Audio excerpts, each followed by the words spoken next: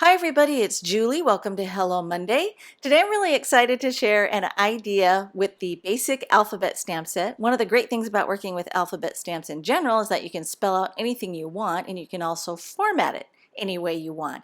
And the awesome thing about using the basic alphabet stamp set is that we deliberately designed this set to have multiples or duplicates of all the letters and all the numbers so that you don't run out of characters when you're trying to spell something. I know, awesome, right? Now I'm going to be using the Misty stamping tool. This is the standard size one. I also have the mini and I love them both, and it is awesome for this particular technique. And I'm also going to be using a piece of quilter's template. This is plastic. It's pre-printed with a 1/4 inch grid. I got it at the fabric store.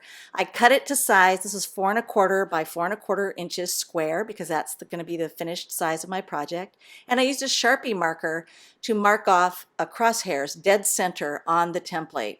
So the crosshairs are running 2 1/8 inch vertically and horizontally, so I know where dead center is. I also lined it up on my Misty at that dead center crosshair on the 4 1/4 inch mark, just because for me it really helps me when I'm planning things out. Now I did take my alphabet stamp set and I manually used my scissors and I trimmed off all the excess polymer around all the edges of my alphabet stamps so that I could actually mount these as tightly and closely as I possibly could. You don't have to do that, but I really wanted some tight spacing on the letters, and that was one way I could achieve it. So I sat there and I spent a few extra minutes doing that with all the letters and numbers in that particular stamp set. Now I'm going to take a square card. I transferred all the alphabet stamps to the lid of the Misty, as you saw there, and now I've got my 4 1/4 inch square card lined up. The right edge is lined up at 2 1/8 inch, and I'm going to be inking with Altenews crisp dye inks. And this is the collection of the blue colors. They're gorgeous. And I'm going to start by inking up and then pull that down, and I'm going to stamp in the middle. And that very first greeting, thank you, is going to be lined up at 4 1/4 inches. Now remember, the right edge of my card is aligned at 2 1/8, and I'm going to shift and slide the whole card over 3/8 of an inch, and then I'm going to ink up again with the same color. Now I'm going to stamp this 7 times, so I already know I have an odd number, and I only have 4 colors of ink that I'm working with here. So I decided the 3 center rows were all going to be the same color of blue, and then I was going to go ombre as I worked outward. So again, now that I've stamped that second row, I'm going to slide my card 3/8 of an inch over to the left. Again, I'm always using the right hand side as my guide when I'm shifting and moving it over and measuring how far to move it over. So now I inked up with the next deeper color of blue and stamped that one, and then I'm going to come in with the third color of blue, and I'm just having to slide the Misty in and out of the view of the camera so you can see what I'm doing. And I didn't get a very good shot on this particular project of doing the shifting of the measurement, and so showing you how I was using that ruling guide there along the bottom edge there of the Misty. But that's how I'm getting all of these lined up and perfectly spaced apart. So now that I have the right hand side of the card done, I need to do the left, and I'm going to bring that card right back, the edge of it, right back to my original register mark, which was at 2 1/8 inch. I'm just showing you there with my finger.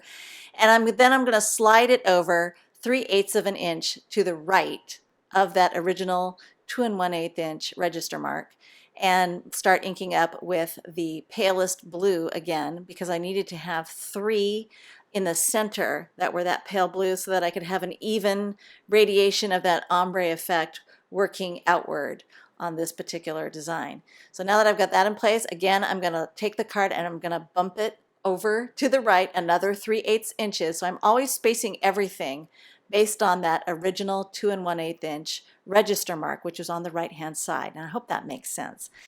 And I'm just going to continue repeating this with each subsequent darker color of ink, shifting the card and inking up with the next color of ink, and everything's going to be spaced out. And here you can see this really cool ombre effect that radiates from the inner portion of the card outward.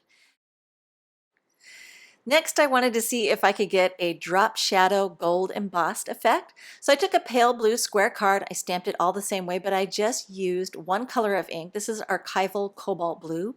I needed a very fast drying dye ink. I'm also going to clean this off. It will stain my stamp, but as long as it's cleaned up really well, I won't have any of that ink contaminating my Versamark pad when I start inking up with that. So I just wanted to take a moment to quickly clean that off. And then I'm also going to heat set the ink with my heat gun and make sure that the ink is completely dry. And I have to admit that I'm kind of fastidious about this because I really don't want to wreck it at this point. So I'm going to use my anti-static pouch and go over the whole surface of the card front. And this is just to make sure the ink is dry and there's no oil or moisture from my fingertips on the surface of the card. I'm going to pour some gold embossing powder over the top just to make sure it's not sticking anywhere and that the card surface is ready to go. And then I'll go back to my MISTI tool and get it positioned into place. Now I wanted to emboss over the third thank you from the right hand side. So I'm using the ruler to line that up on the 4¼ inch mark. And then I'm going to slightly shift it to the left or the right just to get it offset. And use those magnets to keep it in place. And now I'm inking up with my Versamark pad. And now you'll see why I'm just so particular about cleaning off my stamps before I switch ink colors, because I hate it when I get, like a black ink in my Versamark pad. Okay, so now I'm going to drop that lid right over the top, and even though it's hard to tell on camera, it is slightly offset from the original impression. So I'm going to press that down firmly, and now it's time to go over there and apply the gold embossing powder. And I did actually, even though I pre-prepped the surface really well, I had just like 3 tiny flakes of gold embossing powder just in one spot or two. So I just took a little tiny brush to flick those away, and then I was good to go. So just flick that one more time. Take my heat gun. I actually preheated the heat gun for about 30 seconds to help reduce the amount of warping that occurs on the paper surface. And then I'm going to go ahead and heat emboss. And it's hard to see from this distance, but I've got a still shot here so that you can see what it looks like when you get that drop shadow embossed effect. It's very subtle, but it's really cool, right? My son really liked this one. It was his favorite. So now I'm going to take a card that I've actually stamped everything on a craft card with white pigment ink. I use Hero Arts Unicorn White because I love that. It's my favorite white ink on craft cardstock. And then I'm going to do the ombre effect that I did on the first card, but over the top. And I'm going to create the drop shadow effect by slightly shifting the thank you a hair to the right. I'm going to shift the card just a hair to the right of the 4¼ inch mark as I'm lining up the original impressions I made with the white ink. And then I'm going to go over the top with the Altenew dye inks, and I'm going to create that same ombre effect, but it's going to be a drop shadow on craft. I know, right? Well, I figured since I had it all mounted, I might as well experiment and see if I could pull it off. So I'm going to continue repeating this whole process, going all the way across the whole card front, and then when I get to the end, you'll see the results. I was super happy with how this card turned out. Actually, all 3 cards I thought were really fun, and I couldn't have done it without the MISTI. It would have been super, super cumbersome and time consuming, and the MISTI just kind of changed everything. All the supplies are available at ellenhutson.com, and we have more details and still shots at the Classroom blog. Thanks for watching.